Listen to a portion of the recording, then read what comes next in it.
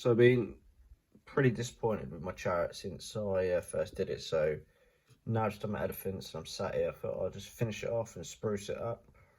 And that's basically involved repainting all of it. Oh, yeah, pretty much. I've used bright red to touch up and bring it out. I've changed the design of the actual chariot, wooden wheels. I've changed the design of all the sort of like lances at the front. I really